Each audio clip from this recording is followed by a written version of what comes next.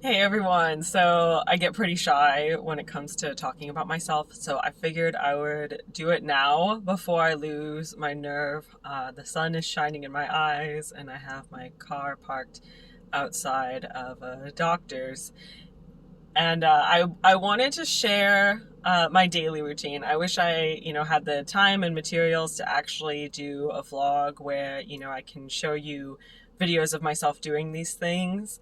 But it's just going to be me talking and explaining what I do. And a lot of these things are for my mental health, as well as for my physical health, because as I've mentioned before, I was involved in a car accident with a neck injury and a back injury.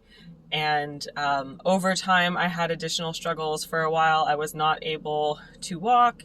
And in January of this year, 2022, I stopped being able to use my left arm for a while.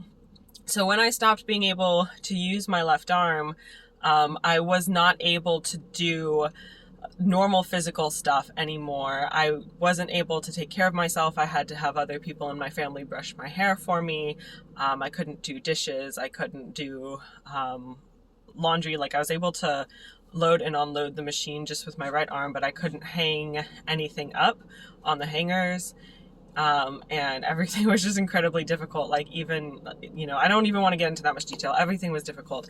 I'm able to use my left arm again now, as long as I don't overdo it, and I have to moderate my activity.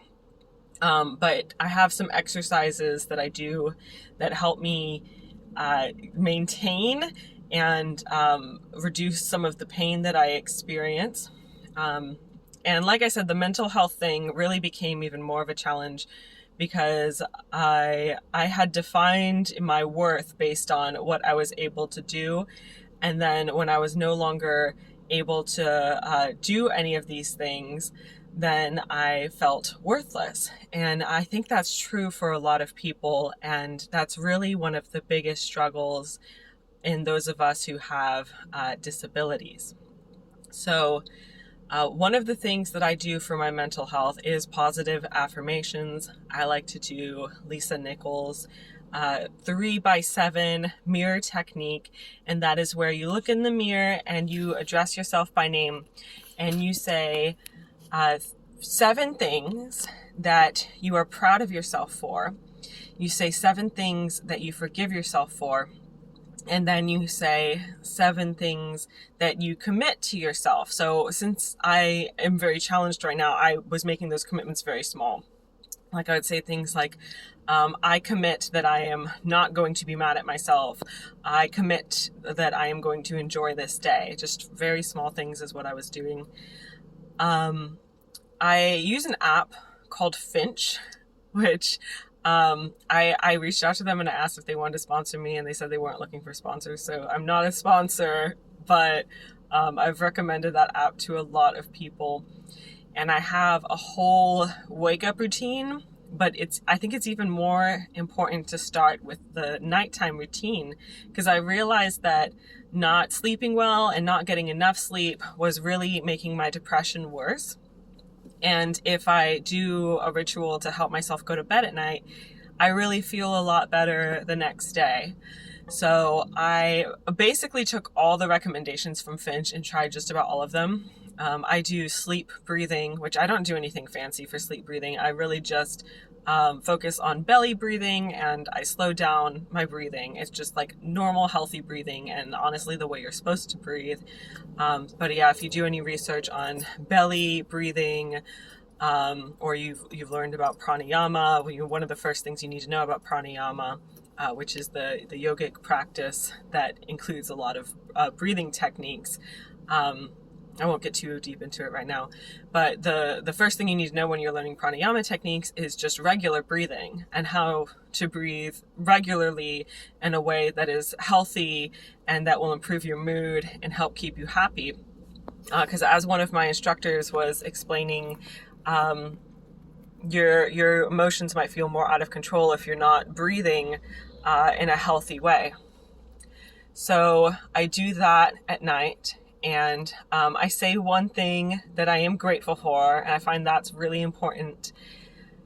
And I try to either drink like a chamomile tea, a sleepy time tea, or I'll put some lavender in the diffuser, or I might even mix, lavender with lotion and rub it onto my skin, like maybe even like around my chest, so I can smell the lavender as I try to sleep.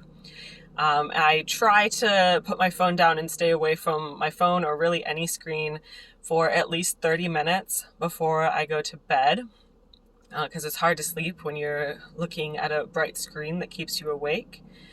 And what else do I do? I honestly don't remember right now. I think I would need to look at my app. This is why I use the app. There's no way I could remember all these things without the app.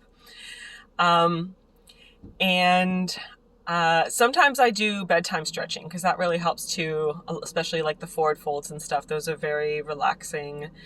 And in the morning when I wake up, I do some morning stretches. So it's mostly like just reaching for the sky, lengthening my spine.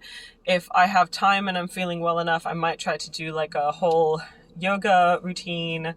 I don't normally do yoga on YouTube. I'm working on my own yoga certification actually, so I will do part of my certification program. And I drink a glass of water. It's always important to drink water when you first wake up. And I will say kind things to everyone in my family, everyone who I live with, just to like start the day off on a positive note as best as I can. And yeah, that's pretty much it. And, I'll just try to make sure that I'm taking care of my environment and all of the life around me. So, of course, I have a dog now, too. I say positive things to her as well when I wake up. And I make sure my plants are taken care of. I make sure, if they need water, they get water. If they were knocked over or something by wind or whatnot, I try to, fix them up. And, I accidentally honked my horn. I'm sorry, I'm a goober. Yeah, see, it's hard for me to hold my phone up right now. I'm resting it like on the steering wheel, but like even just using my arms this little bit is really challenging. So I'll probably have to cut this video a bit short. I do Qigong as well. And Qigong, it's spelled with a Q, T-I space G-O-N-G. And it is an energetic practice. I don't know how to explain it really, but you can look for it here on YouTube. I do it through a channel called Kung Fu Life. And they are absolutely amazing. And there is a lot of arm movement with Qigong, so I noticed that I can only do it every other day. I was surprised I could do it at all because I thought it was going to be too much arm movement for me, but I'm glad I tried it because if I do it every other day, I notice that it helps a lot. Like it makes a huge difference. But if I do it every single day, then for me, it's too much. And, like I said, I very, very recently, like within the past 4 days, started doing yoga exercises again as well. And like I had never found this kind of yoga before, like anywhere on YouTube or anything like that. And it's insane. Like it's helped a lot, but I don't think it's done anything to help me be able to use my left arm yet. So of course, another thing I have to do is my physical therapy exercises. I do as many of them as I can make time for every single day. That usually takes me about 30 minutes or so. And I do an hour of meditation.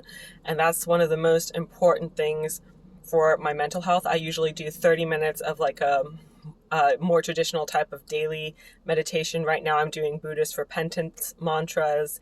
And then the other 30 minutes is usually kundalini yoga, which I know there's a lot of kundalini yoga that includes postures and, a lot of movement and stuff like that.